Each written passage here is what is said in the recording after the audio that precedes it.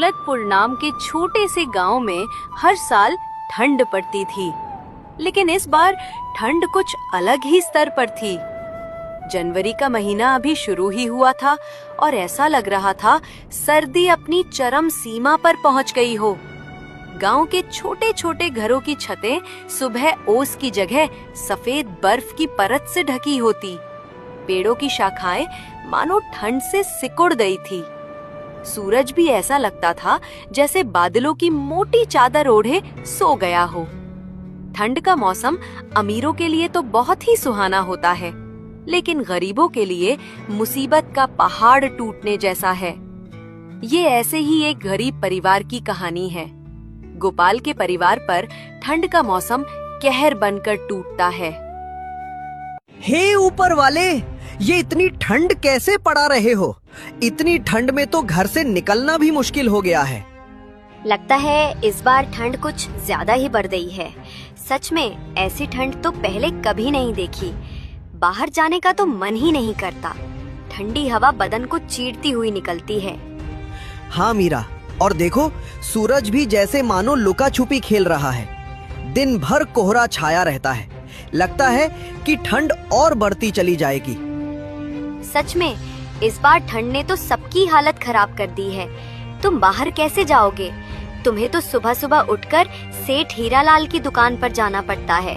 हम तो फिर भी घर में रहते हैं और चूल्हे के पास बैठकर कुछ गर्माहट ले लेते हैं। क्या करे मीरा, काम तो करना ही पड़ेगा। सेठ जी को तो कोई फर्क नहीं पड़ता कि कितनी ठंड है। उन्हें तो बस काम समय पर चाहिए। अच्छा मीरा, तो अब मैं चलता हूँ, नहीं तो मालिक फिर से गुस्सा करेंगे। गोपाल एक चाय की दुकान पर चाय बनाने का काम करता था, जहां उसे बहुत कम पैसे मिलते हैं और उसके परिवार का गुजारा बस किसी तरह से चल रहा था। दौलतपुर गांव में हर साल सर्दी का मौसम आता था, लेकिन इस बार ठंड कुछ ज्यादा ही भयानक थी। आमतौर पर गांव के लोग सर्दी को हंसी खुशी सहन कर लिया करते थे, लेकिन इस बार मौसम ने सभी को मुश्किल में डाल दिया। ठंडी हवाओं के साथ साथ आसमान में घने बादल छाए रहते, जिससे दिन भर धुंध का माहौल बना रहता था। गांव का चौपाल, जहां आम दिनों में लोग बैठकर बातें किया करते थे, अब सुनसान पड़ा था। ठंड ने हर किसी को घर में कैद कर दिया था। अंकुश के पापा, आज घर में बहुत थोड़ा सा आटा है। बस 2 ही रोटी बन पाई है। एक रोटी मैंने आपके लिए बांध दी है, दिन में खा लेना। बच्चों को आधी आधी रोटी खिला दूंगी। नहीं मीरा, आजकल तो मुझे दिन में भूख ही नहीं लगती। वो दिन छोटा होने लगा है ना, इसलिए मैं तो दिन में चाय पीकर ही अपना काम चला लूंगा। आज मालिक सैलरी देंगे तो शाम को आते वक्त मैं राशन लेता आऊंगा। तुम दोनों रोटी बच्चों को खिला देना। मीरा को पता था कि सिर्फ एक कप चाय पीने से पेट नहीं भरता, लेकिन वो हालातों के आगे मजबूर थी। गोपाल घर से बाहर जाने के लिए निकलता है, लेकिन बाहर बहुत ठंड पड़ रही थी। आसमान से बर्फ के बड़े बड़े टुकड़े गिर रहे थे। गोपाल के पास एक भी गर्म कपड़ा नहीं था। धोती कुर्ते में गोपाल ठंड के मारे कांपने लगा। हे भगवान, बाहर तो बहुत ठंड है। इतनी ठंड में तो बाहर जाने की हिम्मत ही नहीं हो रही है। अपने आप को संभालता हुआ गोपाल कड़कती ठंड में भी मालिक की दुकान पर सुबह 6 बजे पहुंच गया। आ गया तू? चल जल्दी से सारे बर्तन धो दे। बर्तन धोकर फटाफट अदरक वाली चाय बना, ग्राहक आने वाले हैं। जी मालिक, अभी बर्तन धो देता हूँ। बर्फ जैसे ठंडे पानी में बर्तन धोना गोपाल के लिए बहुत मुश्किल होता था, लेकिन वो कहते हैं ना कि गरीबी सब कुछ करा देती है। बर्तन धोकर गोपाल ने ग्राहकों के लिए चाय बनाई और सबको चाय दी। चूल्हा जलाने के बाद गोपाल को ठंड से थोड़ी राहत मिली। गोपाल का बहुत मन हो रहा था कि एक कप चाय वो भी पी ले। हे भगवान, ठंडे पानी से बर्तन धोने के बाद हाथ तो मानो जैसे जम ही गए। इतनी ठंड हो रही है, क्यों ना एक कप चाय मैं भी पी लूं। उसने मालिक को एक कप चाय दी और खुद भी एक कप चाय पीने लगा। तभी मालिक ने उसके हाथ में चाय का कप देख लिया और गुस्से से भड़कने लगा।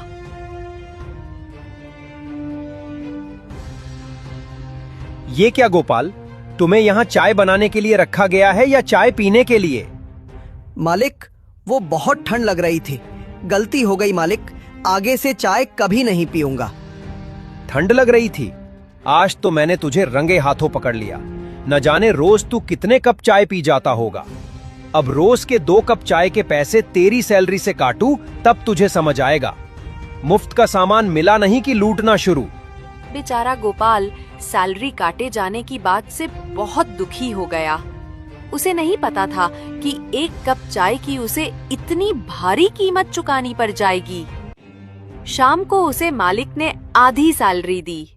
मालिक, मुझे माफ कर दीजिए, अब से मैं चाय नहीं पीऊंगा, लेकिन मुझे पैसे पूरे दे दीजिए। मैं सच कहता हूँ मालिक, आज मैंने पहली बार चाय पी थी। वो पहनने के लिए गर्म कपड़े नहीं है ना, इसलिए मुझे ठंड ज्यादा लगती है। अरे वाह, पूरे पैसे दे दूं तुझे और मुफ्त की चाय भी पिलाऊं? खोल कर नहीं बैठा, चल अब भाग यहाँ से। मालिक हीरालाल गोपाल को काम पर से निकाल देता है। काम से निकाले जाने पर गोपाल बहुत दुखी था। गोपाल ने आधी तनख्वाह से कुछ पैसे बचाकर घर के लिए कुछ राशन ले लिया और घर आ गया। घर आकर उसने मीरा को जब राशन दिया तब मीरा ने कहा, इस बार तो आप हर बार से बहुत कम राशन लाए हैं, क्या बात है जी? गोपाल ने मीरा को सारी बात बता दी। हे भगवान, तूने ये ठंड का मौसम बनाया ही क्यों? तुझे भी हम गरीबों के साथ मजाक करने में बहुत मजा आता है ना? तुम परेशान मत हो मीरा, देखना एक दिन सब कुछ ठीक हो जाएगा। ये कुछ पैसे मैंने बचा लिए, इन पैसों से तुम बच्चों के लिए गरम कपड़े और अपने लिए भी एक गरम कपड़े खरीद लेना। वो तो ठीक है, लेकिन आपका क्या? आप रोज एक पतले से कुर्ते में ही रोज काम पर जाते हैं, आपको ठंड नहीं लगती होगी क्या? आपको गरम कपड़ों की ज्यादा जरूरत है, नहीं तो आपकी तबीयत खराब हो जाएगी। इन पैसों से आप अपने लिए स्वेटर खरीद लीजिए।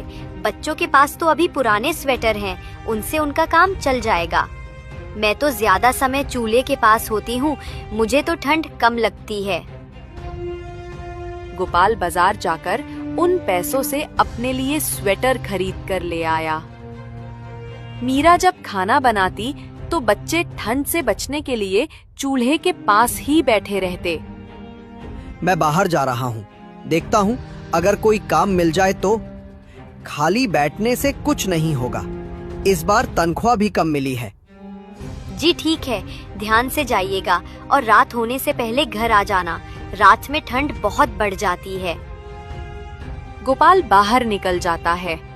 बाहर ठंडी ठंडी हवाएं चल रही थी। गोपाल काम की तलाश में आगे बढ़ जा रहा था। भैया, आपके पास अगर मेरे लायक कुछ काम हो तो दे दीजिए, मैं कोई भी काम कर लूंगा। ठंड में तो वैसे भी मेरा काम बिल्कुल ठप पड़ गया है, मेरा खुद का खर्चा नहीं निकल पाता, उसमें मैं तुम्हें कहां से सैलरी दूंगा भाई? मेरे पास तो तुम्हारे लिए कोई काम नहीं है। गोपाल काफी जगह काम ढूंढता है मगर उसे कहीं काम नहीं मिलता। हे भगवान, अगर काम नहीं मिला तो गुजारा कैसे होगा?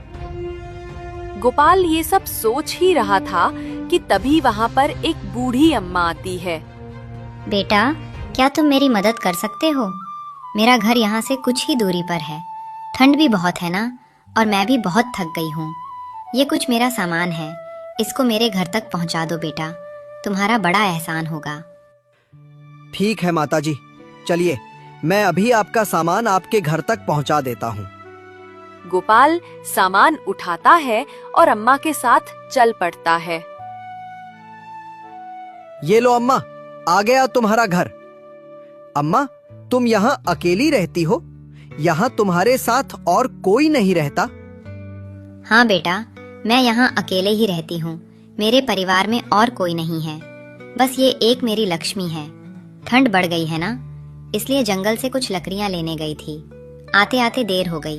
वो तो शुक्र है भगवान का जो वहाँ तुम मुझे मिल गए। अच्छा अम्मा, अब आप लकड़ियां जलाकर आराम कीजिए, मैं चलता हूँ, मुझे घर के लिए देर हो रही है। ठीक है बेटा, लेकिन मैं चाहती हूँ कि तुम मेरी लक्ष्मी को भी अपने साथ ले जाओ। मैं बहुत बूढ़ी हो चुकी हूँ, मैं लक्ष्मी का ढंग से ख्याल नहीं रख पाती, इसलिए मैं चाहती हूँ कि तुम मेरी लक्ष्मी का ख्याल रखो। ठीक है अम्मा, अगर आप इतना जोर डाल रही हैं, तो आज से मैं आपकी लक्ष्मी का ध्यान रखूंगा। बेटा, इसे चारा सही से खिलाना तो ये तुम्हें बहुत सारा दूध देगी। ठीक है अम्मा, जैसा आप कहो, मैं आपकी लक्ष्मी का बहुत अच्छे से ख्याल रखूंगा। इतना कहकर गोपाल लक्ष्मी को लेकर घर आ जाता है। जब मीरा ने गोपाल को गाय के साथ देखा तो वो बोली, अरे ये किसकी गाय ले आए आप? गोपाल मीरा को सारी बात बता देता है। बस इस तरह अम्मा ने इस लक्ष्मी को मुझे दे दिया और कहा उसका बहुत ध्यान रखना। अब हम इसका बहुत ध्यान रखेंगे, बिल्कुल अपने बच्चों की तरह। मीरा, रात तो होने वाली है, मैं सोच रहा हूँ कि लक्ष्मी के लिए कुछ हरी हरी घास ले आऊं। रात में अगर लक्ष्मी को भूख लगी तो हमारे पास उसे खिलाने के लिए कुछ भी नहीं है। जी हाँ, आप जल्दी से लक्ष्मी के लिए कुछ खाने को ले आइए। गोपाल जंगल की ओर निकल जाता है और लक्ष्मी के लिए ढेर सारा चारा लेकर घर पहुंचता है और लक्ष्मी को खिला देता है। कुछ देर बाद लक्ष्मी ढेर सारा दूध देती है। देखो मीरा, लक्ष्मी ने तो बहुत सारा दूध दिया है। इतना सारा दूध तो हम पी ही नहीं पाएंगे। लाइए, सबसे पहले मैं कुछ दूध की चाय बना देती हूँ। आज पूरा परिवार एक साथ बैठकर चाय पिएगा। आज हम सब एक गिलास गरम दूध पी करके सो जाएंगे, क्योंकि खाने के लिए अभी हमारे पास बिल्कुल राशन नहीं बचा है।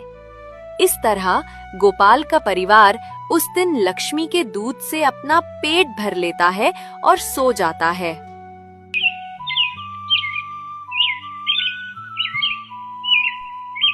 जी, मैं सोच रही हूँ हमारे पास काफी सारा दूध हो गया है, तो क्यों ना आप दूध से चाय का काम खोल लें। अभी ठंड का मौसम है तो आपकी चाय काफी अच्छी बिकेगी। तुम ठीक कह रही हो, मुझे चाय का स्टॉल लगा लेना चाहिए, लेकिन अभी तो हमारे पास स्टॉल लगाने के लिए भी पैसे नहीं है। एक स्टॉल लगाने में बहुत सारा सामान लगेगा और सामान को खरीदने के लिए तो पैसों की जरूरत होगी। जी, आप एक काम कीजिए, लाला राम से कुछ पैसे उधार ले लीजिए। जैसे ही हमारा काम चलने लगेगा, हम उनके सारे पैसे वापस कर देंगे। ये विचार तो तुम्हारा बिल्कुल सही है। ठीक है मीरा, मैं आज ही जाकर लाला राम से कुछ उधार की बात करता हूँ। सेठ जी, मुझे कुछ पैसे उधार चाहिए थे। वो मैंने ठंड में चाय का काम खोलने का सोचा है, बस उसी के लिए कुछ पैसे चाहिए थे। जैसे ही मेरा काम चलने लगेगा, मैं आपके पैसे वापस कर दूंगा। ठीक है गोपाल, तुम बहुत नेक दिल इंसान हो, इसलिए मैं तुम्हें बिना कुछ गिरवी रखे उधार पर पैसे दे रहा हूँ, पर मेरे पैसे समय पर चुका देना। जी सेठ जी, मैं आपके सारे पैसे बिल्कुल समय पर चुका दूंगा। आप मुझ पर विश्वास रखिए, मैं आपका विश्वास नहीं तोड़ूंगा। लाला राम गोपाल को पैसे दे देता है। पैसे लेकर गोपाल एक चाय का स्टॉल खोल लेता है। लक्ष्मी के दूध से चाय बहुत ही स्वादिष्ट बनी थी। चाय बनाते ही उसकी खुशबू आसपास में फैलने लगी, जिससे लोग उसकी दुकान पर पास आकर उसकी चाय का लुत्फ उठाने लगे। अरे वाह भैया, तुम चाय तो बड़ी ही कड़क बनाते हो। सच में भाई, मजा आ गया इसे पीकर। अब तो मैं चाय पीने रोज तेरे ही पास आऊंगा। तूने तो भाई मेरा दिल जीत लिया। इस तरह उसका चाय का व्यापार काफी अच्छा चलने लगा था। लेकिन उसी से कुछ दूरी पर सेठ हीरालाल का भी चाय की दुकान थी। हीरालाल को जैसे ही पता चलता है कि गोपाल ने भी अपना चाय का स्टॉल खोल लिया है, वो मन ही मन गोपाल से जलने लगा। अब गोपाल की चाय की बिक्री काफी अच्छी होने लगी। गोपाल की चाय में इतना स्वाद होता था कि अब हीरालाल के ग्राहक भी गोपाल के स्टॉल पर आकर चाय का मजा उठाते थे, जिससे हीरालाल की कमाई कम होने लगी। ये तो बहुत ही चालाक है। इसको मैं काम पर से क्या निकाला, ये तो मुझे ही टक्कर देने को खड़ा हो गया। लगता है इसको सबक सिखाना ही पड़ेगा। हीरालाल मन ही मन गोपाल से और जलने लगा था और अब वो उसका स्टॉल वहाँ से हटाने का उपाय सोचने लगा था। हीरालाल लोकल गुंडों को जानता था। उसने उन गुंडों को गोपाल को परेशान करने के पैसे दिए। सारे गुंडे शाम को गोपाल के स्टॉल के पास आए। क्या बात है साहब, चाय पीनी है क्या? चाय नहीं पीनी है, पैसा चाहिए। पैसा दे। यहाँ पर किससे पूछकर तूने ये स्टॉल लगाया? अब इस जगह के पैसे दे। चल अब जल्दी से पैसे निकाल, वरना यहाँ पर तुझे हम चाय का स्टॉल नहीं लगाने देंगे। पर साहब, मेरे पास तो पैसे नहीं है। अगर पैसे नहीं हैं, तो कल से तेरी स्टॉल यहाँ नहीं लगनी चाहिए, वरना तेरे लिए अच्छा नहीं होगा। पर साहब, मैं बहुत मजबूर हूँ और गरीब भी। अब मैं इतनी ठंड में और कहाँ स्टॉल लगाऊंगा? मेरे पास दुकान किराए पर लेने तक की पैसे भी नहीं हैं। ये सब बहानेबाजी हमारे साथ नहीं चलेगी। कल से तेरा स्टॉल यहाँ नहीं दिखना चाहिए। वो गुंडे गोपाल को धमकाकर वहाँ से चले जाते। फिर अगले दिन गोपाल फिर से वहाँ चाय का स्टॉल लगा लेता है। गोपाल का ठेला फिर से वहीं देख हीरालाल को बहुत गुस्सा आता है और उन गुंडों से कहता है, मैंने तुम्हें किस बात के पैसे दिए थे? गोपाल का स्टॉल यहाँ से हटा क्यों नहीं? अरे भाई, हमने तो कल उसको खूब धमकाया था, पर लगता है हमारी धमकी का उस पर कोई असर नहीं हुआ। अरे सिर्फ धमकी से कुछ नहीं होगा। जब तक उसे 2-4 डंडे नहीं पड़ेंगे, तब तक बात उसके दिमाग में नहीं घुसेगी। ठीक है भाई, अब आप देखते जाइए हम किस तरह उसका स्टॉल बंद करवाते हैं। हे प्रभु, रक्षा करना। उन गुंडों की नजर से मुझे बचा लेना प्रभु। वो गुंडे फिर गोपाल के पास आते हैं। अरे तूने अभी तक चाय के स्टॉल क्यों नहीं बंद किया? लगता है तू ऐसे नहीं मानेगा। गोपाल उस समय चाय बना रहा था। चाय की खुशबू जब गुंडों की नाक के पास से गुजरती है। चाय की खुशबू तो बहुत अच्छी आ रही है। चल पहले हम सबके लिए एक कप चाय लगा। गुंडे जैसे ही गोपाल की चाय पीते हैं। अरे वाह, तू चाय तो बड़ी कड़क बनाता है। सच में बड़ी ही स्वादिष्ट चाय है। तू चिंता मत कर चाय वाले, अब तुझे हमारे होते हुए यहाँ से कोई नहीं हटाएगा। गुंडे जैसे ही गोपाल की चाय पीते हैं, वो गुंडे डंडा लेकर वापस हीरालाल के पास पहुँच जाते हैं और उसकी ही पिटाई कर देते हैं। ये ले अपने पैसे, और आगे से उस ठेले वाले को परेशान किया तो हमसे बुरा कोई नहीं होगा। गुंडे उल्टा हीरालाल को ही धमकी देकर वहाँ से चले जाते हैं। गुंडों की धमकी से डरकर हीरालाल ने अब गोपाल को परेशान करना बंद कर दिया।